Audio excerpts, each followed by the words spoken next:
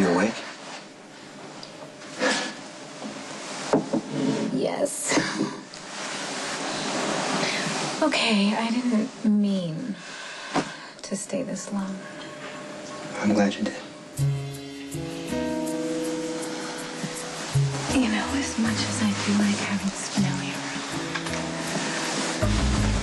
around, it's really, really nice having you to myself.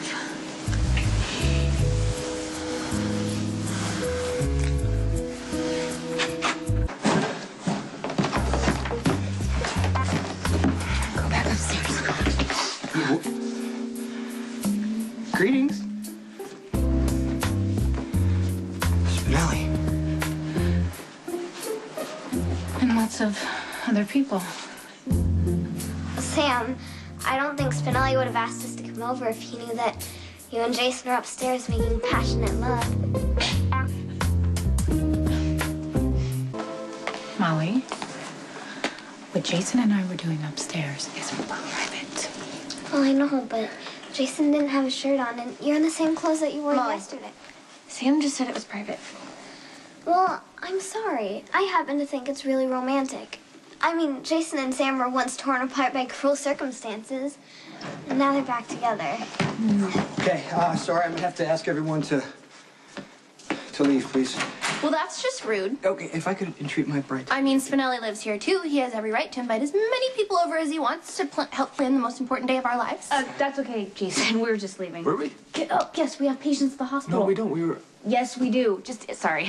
Ignore him. Okay, I do. okay. Well, we shall alert you as soon as we find a place to hold the ceremony. Okay, We should go too.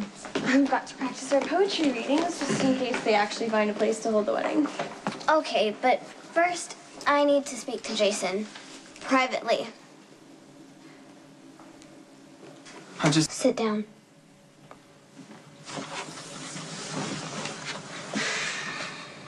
Look, I know that Sam spent the night, and that means... Okay, that's between me and your sister. You're right. But sisters are supposed to look out for each other. And there are three of us. Sam, Christina, and me. It's just like Anne, Charlotte, and Emily Bronte.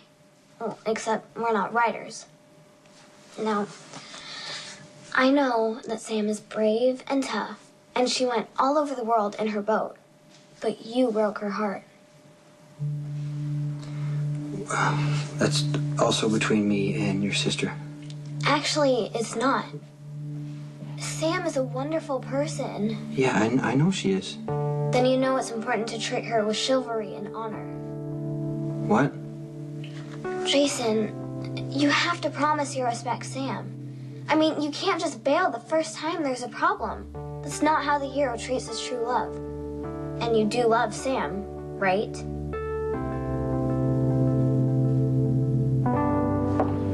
I care about Sam. And I do respect her. So you promise you won't hurt her? I mean, Sam and we made mistakes, but we forgave each other. And? And it's between me and her.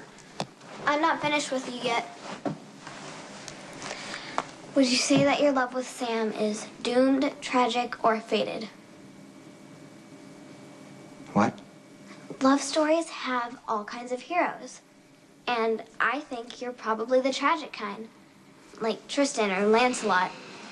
Skilled at arms and defense, but not really destined for happiness. You know what? I haven't really given that Usually a lot. what happens to the tragic hero is that the maiden he loves winds up dead.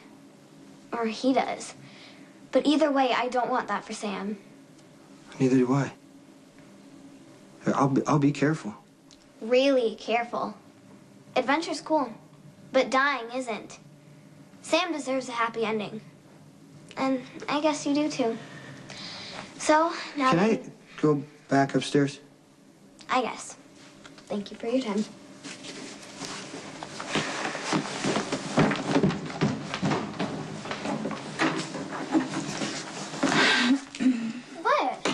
What? You're coming with me, Emily. Let's go. Molly, I know you mean well, but it is not cool to put into our private lives.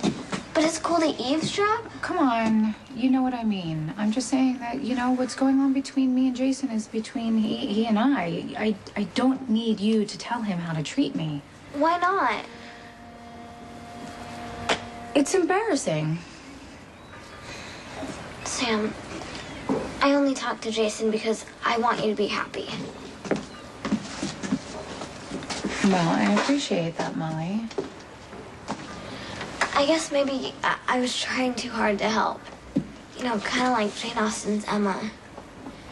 But your heart was broken when you and Jason split up, and now you're back together, and I don't want Jason to wreck it. He won't. Oh, but he did before. No, I'm not really. Well, we both made mistakes. It's just like Romeo and Juliet. Their love was ruined by misunderstandings. Okay. Listen, Molly, you can't compare what Jason and I have to some story in one of your books because it's just a little bit more complicated than that. But so was Romeo and Juliet. I mean, that play was one of Shakespeare's tragedies, Sam. I appreciate you trying to make things better, but you can't. Jason and I, we are going to have to figure this one out for ourselves.